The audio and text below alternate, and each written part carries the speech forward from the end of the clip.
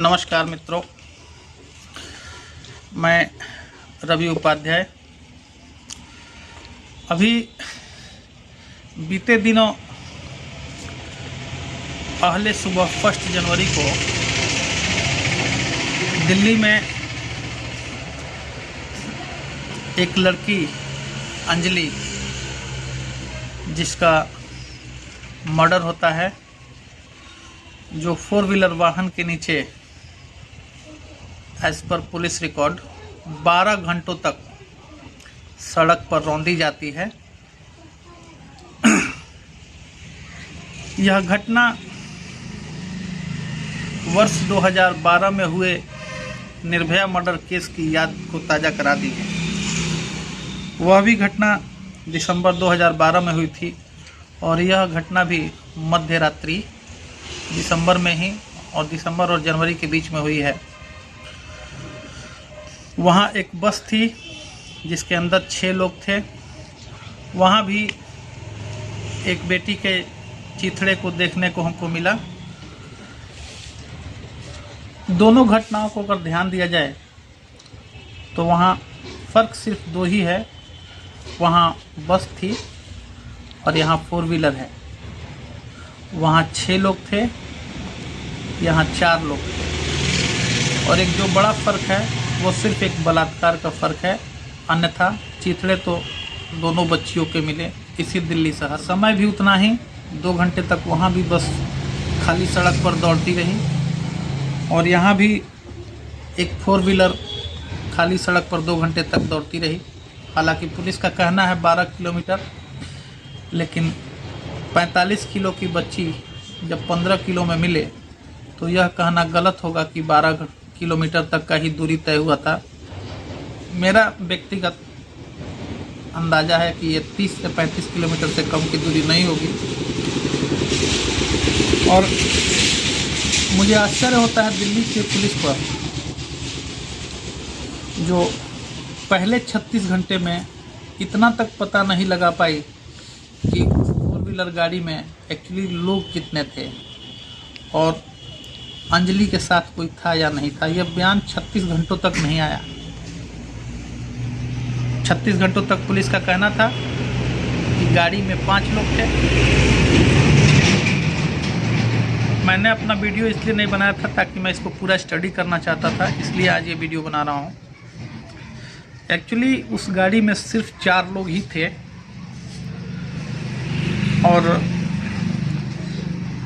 Delhi police जैसे कि बता रही थी कि यह घटना, इसको केस जो रजिस्टर किया जाएगा उसको 304 के तहत किया जाएगा। बड़ा आश्चर्य लगा यह जानकर कि दिल्ली पुलिस ने पहले तो इस केस को हिट एंड रन, एक हादसे के तौर पर इसको रजिस्टर किया था। आफ्टर 36 आवर्स इस केस को 304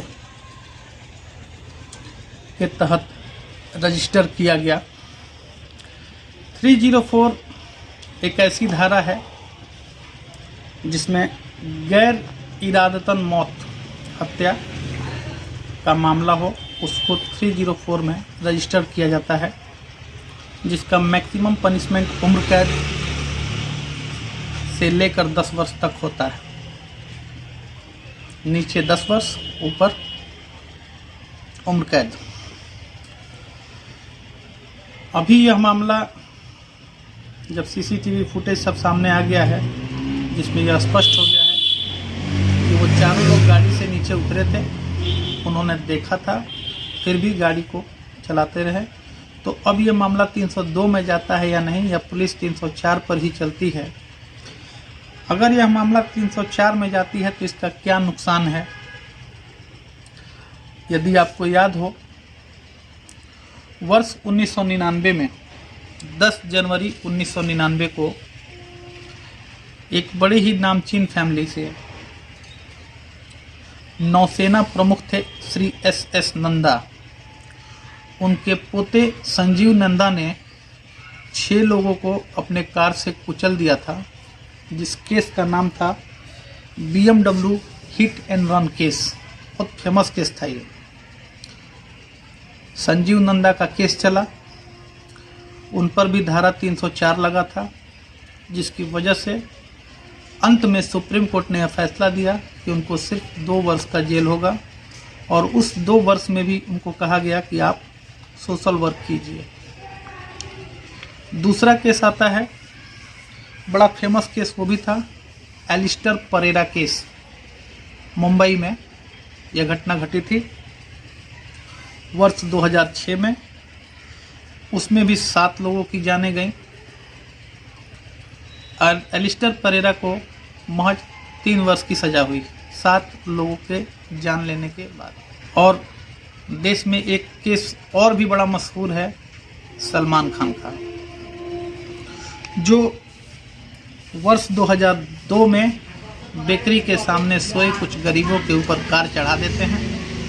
5 लोग थे उसमें, 4 घायल हो जाते हैं और 1 मर जाता है। उसमें उनको 5 साल की सज़ा हुई है, लेकिन अब तक उन्होंने जेल का मुंह नहीं देखा और वह केस आज भी जारी है और पता नहीं कब तक जारी रहेगी। अब तक उनको सज़ा नहीं हुई है। यही है 304। अब देखना ये है कि अंजलि को कितना इंसाफ मिलता है, जबकि निधि का इस्तेमाल किया गया है इसलिए कि निधि का बयान आए कि अंजलि भी ड्रग्स थी, जबकि पोस्टमार्टम रिपोर्ट से यह स्पष्ट हो चुका है कि अंजलि ने दारू नहीं पिया था, शराब का सेवन नहीं किया था। लेकिन अभी कुछ भी कहना मुश्किल है। जब तक विसरा रिपोर्ट नहीं आ जाती तब तक यह मामला अभी भी सामने नहीं आ सकता। जब तक वो रिपोर्ट नहीं आएगी तब तक कुछ भी कहना उचित नहीं है, क्योंकि मामला जुडिशियल है, इसलिए उस पर बयान देना उचित नहीं है। लेकिन दिल्ली पुलिस कितनी सजग है, यह निर्भया का केस और उसके 10 वर्ष बाद आज का केस, हम जहां 10 वर्ष पहले थे आज भी वहीं खड़े हैं। इसलिए दिल्ली पुलिस ने अपनी भद्द जरूर पिटवा दी है और पूरा देश आज दिल्ली पुलिस की तरफ देख रहा है कि वो कितना न्याय दिलवा पाते हैं अंजलि को। अब आया है कि सीसीटीवी कैमरे में यह रिकॉर्ड हुआ है कि वो 4 लोग अंजलि को देखते हैं कि वो गाड़ी के नीचे दबी है, गाड़ी से उतर के देखते हैं, फिर भी गाड़ी चलाते रहते हैं। उसके बाद अंजलि का डेथ होता है। तो मुझे लगता है यह केस अब 302 में जाने योग्य हो गई है। हिसाब से ये 4 लोग कौन थे उस गाड़ी में, इनमें 4 नाम आए हैं। एक है अमित खन्ना, जो उत्तम नगर में SBI बैंक के क्रेडिट कार्ड का काम करते हैं। दूसरे हैं कृष्ण, जो कनॉट प्लेस के स्पेनिश कल्चर सेंटर में काम करते हैं। तीसरा है मिथुन, जो एक हेयर ड्रेसर है। और चौथा है मनोज मित्तल, जिसका राशन का दुकान है और वो मंगोलपुरी में बीजेपी का नेता भी है।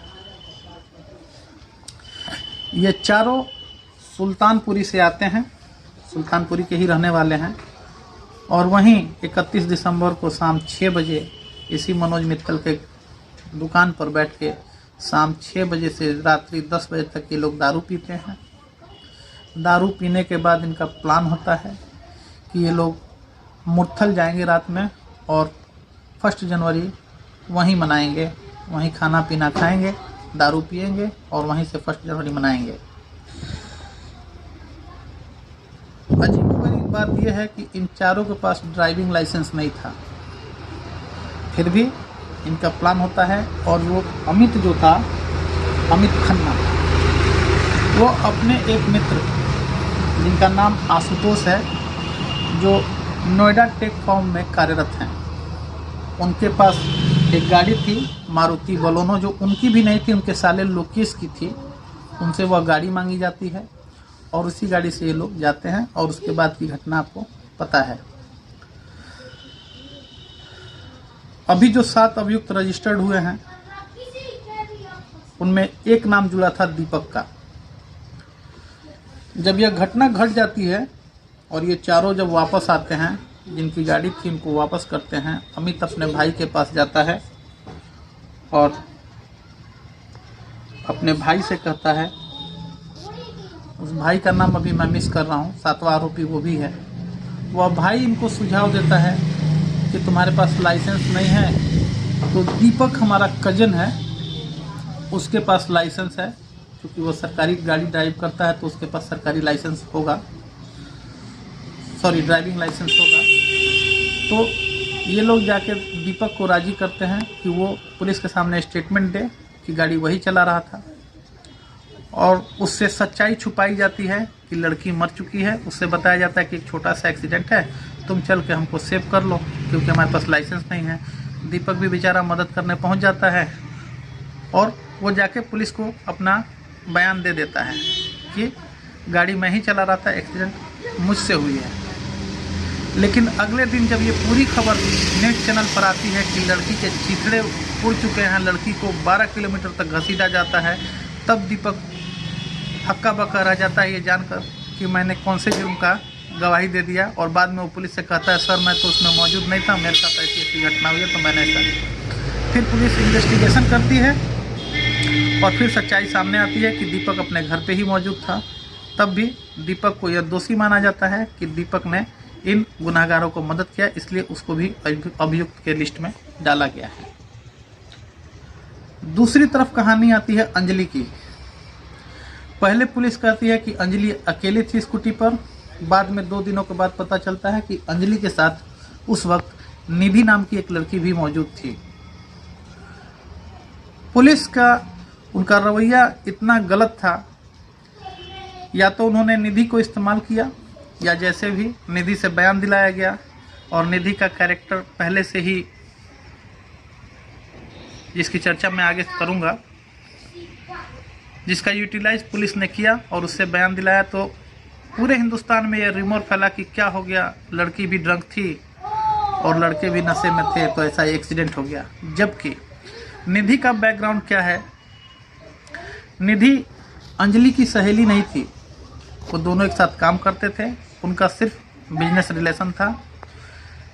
अंजलि को ये पता था या नहीं ये अब तक खुलासा नहीं हुआ, लेकिन निधि 6 दिसंबर 2020 को आगरा कैंट स्टेशन पर अपने 2 साथियों के साथ 10 किलो गांजा के साथ पकड़ी गई थी, जो सिकंदराबाद से गांजा लेकर आ रही थी और उसको दिल्ली में सप्लाई करना था। इसी केस में वो पकड़ी गई थी और कुछ दिनों बाद जमानत पर छूटी थी, और वो आज तक अपनी पेशी नहीं दी है, यह बात पुलिस को पता चली है। तो ऐसे निधि के बयान पर कितना पुलिस विश्वास करती है और कितना जनता बात का विश्वास करती है, ये देखने वाली बात है। अंजलि और निधि 31 दिसंबर की रात को 7:30 बजे दीवान होटल पहुंचे थे इवेंट मैनेजमेंट के लिए। रात्रि 1:30 बजे तक उसी होटल में थे। 1:30 बजे के बाद वो दोनों अपने घर अमन विहार के लिए निकले थे, और ये जो लोग थे ये लोग भी मुरथल से वापसी थे अपने घर के लिए। बीच में एक बड़ा पतला सा रास्ता था जहाँ से स्कूटी इनका क्रॉस हुआ और उधर से कार आ रही थी, दोनों का टक्कर हुआ। निधि दाहिने तरफ गिरती है और अंजलि बाएं तरफ गिरती है, जिसकी वजह से उसका एक पैर इनके गाड़ी के चक्के के नीचे आता है, जिसकी पूरी जानकारी इन चारों को होती हुई है। फिर भी यह गाड़ी बैक करते हैं, जिसकी वजह से उसका पूरा शरीर गाड़ी के चपेट में आ जाता है। उसके बाद यह गाड़ी 12 किलोमीटर, एज पर पुलिस स्टेटमेंट 12 किलोमीटर तक गाड़ी चलती रहती है।